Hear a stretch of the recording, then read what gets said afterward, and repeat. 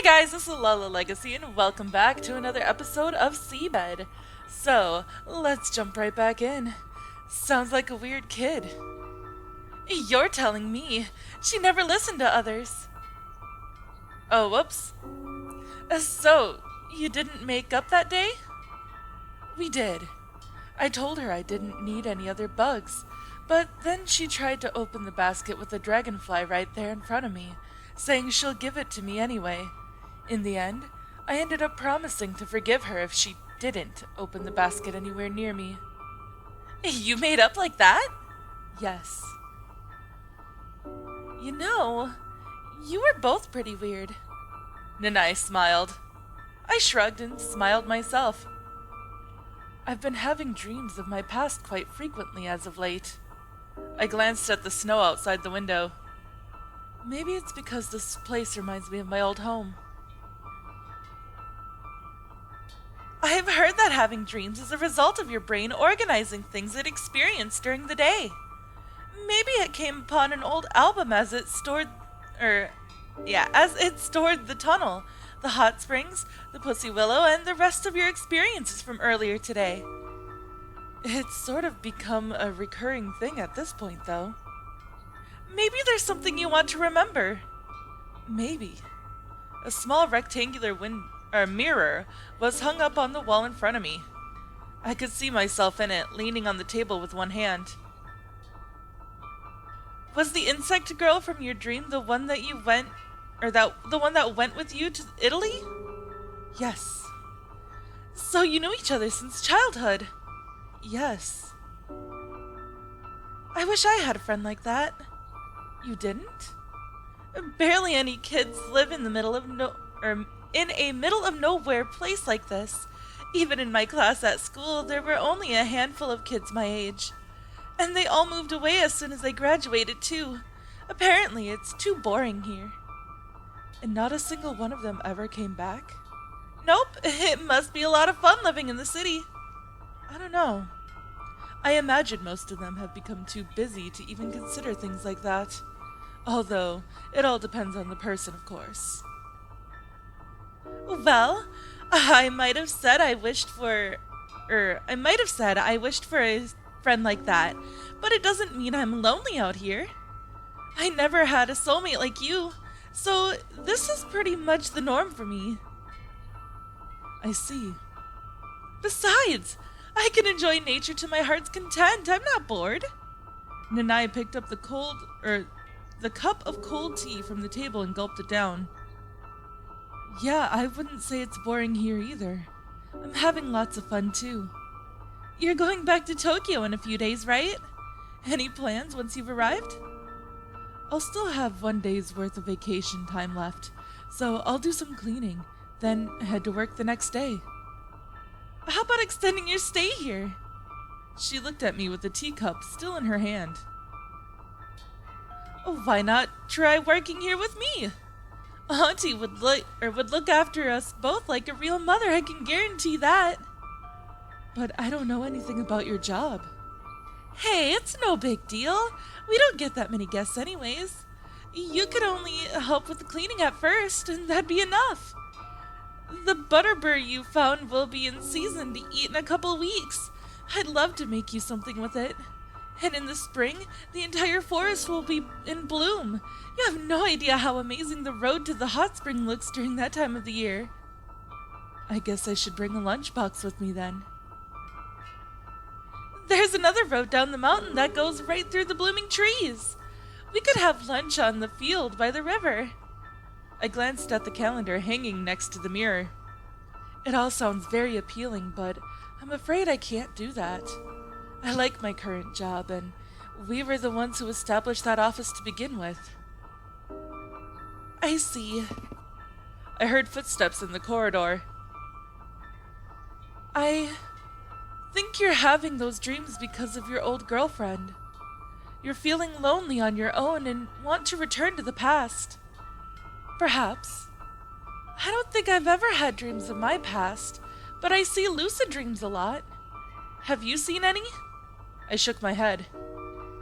Well, they're mostly like regular dreams, except you retain your full consciousness. You could basically do whatever you want in them. Can you tell me about any specific examples? Yeah. Oh gosh. Nanae staggered to her feet, then slowly lowered herself onto me. I ended up being pinned under her on the ground. I don't know if you're a bit thick, or if you're just pretending, so I'll say it outright. I think I'm in love with you.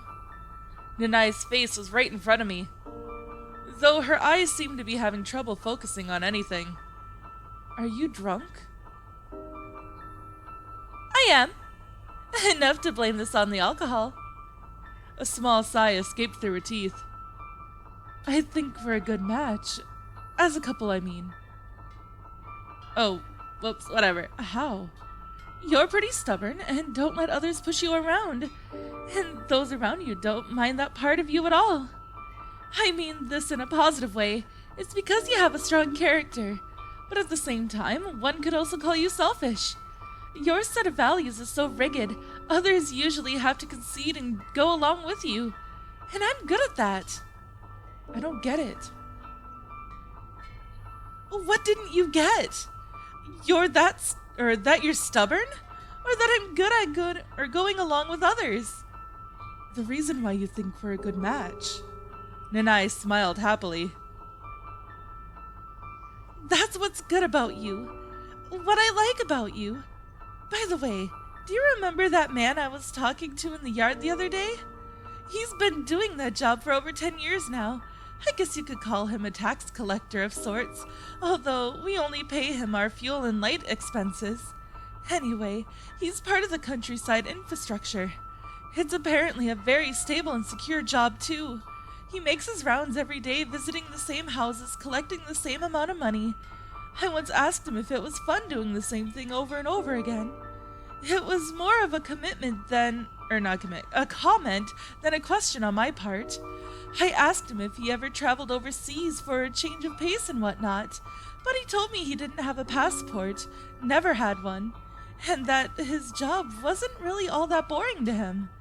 Over a decade, he has gradually learned how to drive from one house to another more efficiently, how to talk to customers, and so on. He's apparently able to squeeze enjoyment out of all those minuscule changes. I was really surprised. How can one enjoy such a monotone life? He only goes in circles, stuck in the same place forever. I couldn't imagine anything more terrible. Did you tell him that? No, even I wouldn't go that far. You can't say a thing like that in the countryside. Well, I don't know if it's any different in the city. Anyway, it's not good to be too direct out here in the country. People like keeping everything on ambiguous terms. It's like our society's a puzzle board, and people are the pieces. It only works if they all fit perfectly together, but that can't happen if you're too much of an individual. Inside, everyone's completely different. Some might like gelatinous amoeba, while others can take the shape of a star with ragged edges. So for everyone to fit together, we need an escape where we could be ourselves. And that's a hobby. Did that make any sense? Well, I feel like I understood the part about the countryside anyway. Anyway, I digress. Or rather, this'll make sense later, but we were talking about how we were compatible. So in connection with that, with what I started, there was another more personal reason why I never told him what I thought. Can you tell what it was? A difference in your values? Yeah. How did you figure it out? There are many reasons why one wouldn't fully reveal their thoughts to another person, but you mentioned it was a personal reason, so... Nanae nodded. That guy is the oldest son of a local farmer, so he'll have to take over that business eventually. As such, how can I, a person without parents, responsibilities, or any strings attached, tell him what to do with his life? I might have ended up bringing a whole heap of trouble on his family if I accidentally convinced him. Well, people in the city are tied down by their responsibilities just the same. I see. That makes things easier. It all comes down to your values. The set of beliefs I have as a free person, and the values of those that have to support their families are entirely too different. It's impossible for two people like that to communicate honestly, and neither would they understand the other even if they tried. The way you see the world depends on your environment and position in society. We are all pieces in the puzzle called society. Exactly! Anyway, I keep digressing, but I'm almost done. Sorry, guys. The reason we are perfect for each other is because of how our values work. I have kept thinking about this ever since I met you.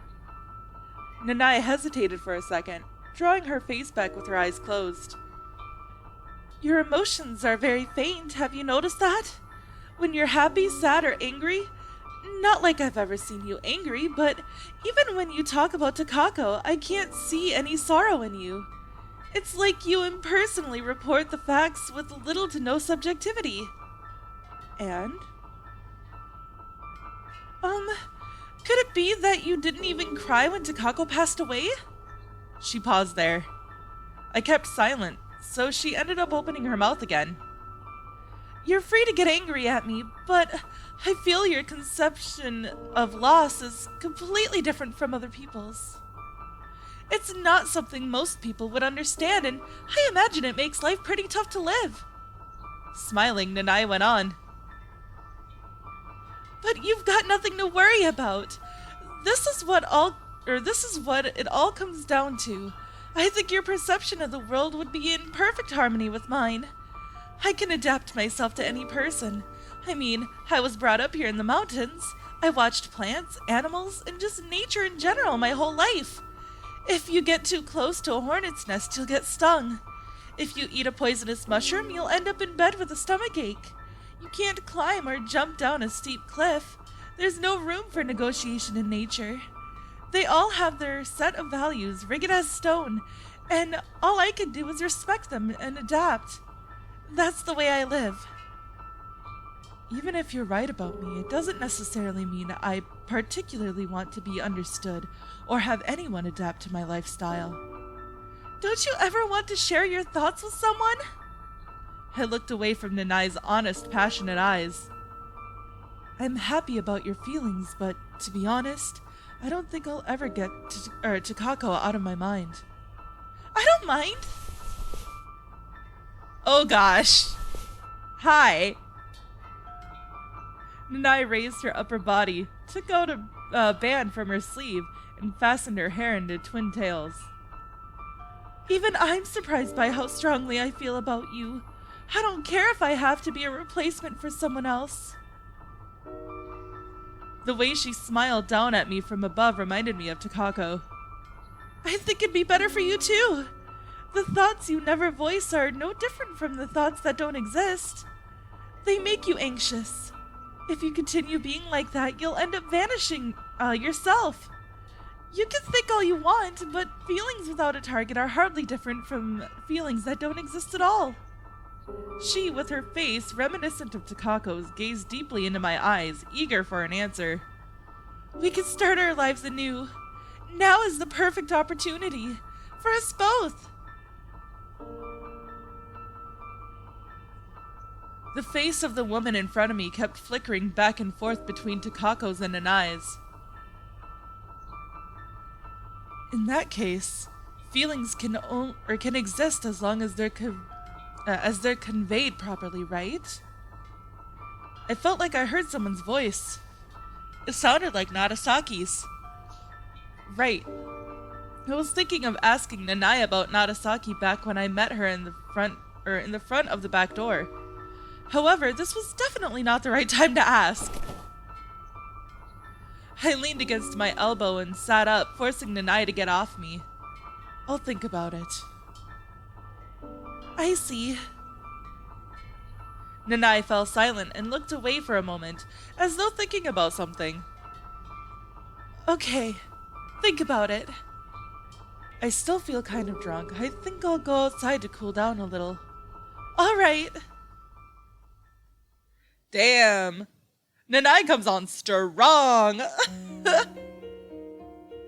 How about not? Like, back up, girl.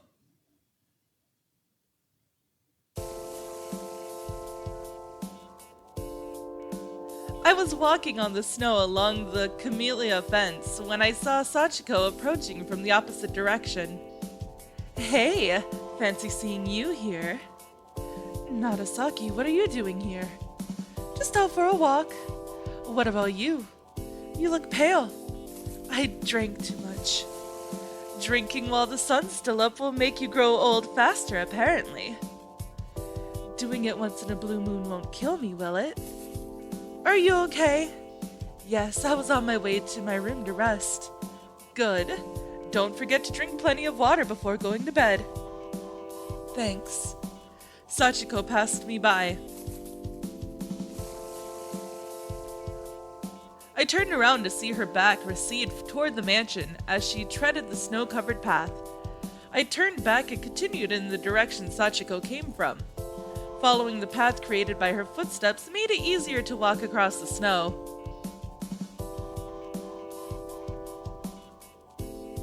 As I turned my attention towards the annex of the East Wing, I saw its door suddenly open, revealing Nanae. I raised my hand to greet her. It sure is cold today. Nanae wore a long-sleeved trainer with some light-colored jeans. It was clear this morning, so I didn't expect for all the snow to suddenly pile up. Well, I did tell you about how fickle the weather was here in the mountains. Looking at Nanae's face nearly made me gasp. Her hair was fastened into long twin tails. I watched them sway in the cold breeze. How are you feeling? What do you mean? Nanae looked at me with a frown. Sorry, I just remembered something. Gotta run!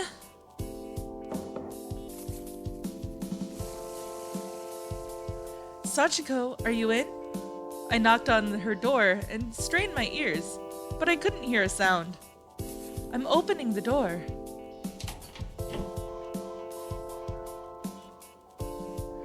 The stale air of the room escaped through the door as I opened it. I couldn't see Sachiko in her bed. Stepping into the room, I took a quick look around. Her bag was on the other side of the bed. Her pouch was on the dressing table. I walked closer to the window. There was a chessboard on the table. The pieces were in the same arrangement as we left them. An old doll sat in the chair by the window. I looked all over the mansion, and as I finally stepped outside, I ran into Kozue. Hey, another day of research? Yes. Kozue gave me a sideways glance. What about you? I was looking for something. Okay, bye! I see. Kozue jumped from one stone to another on the stone path. Looking only at her profile, I couldn't properly read her expression. Everyone's acting so weird.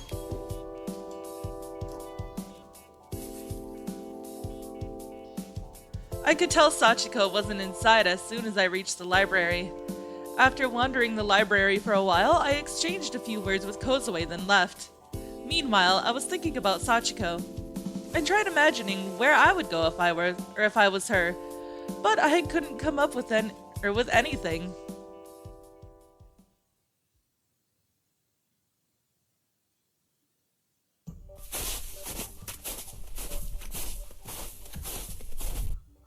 I walked through the forest in the evening glow.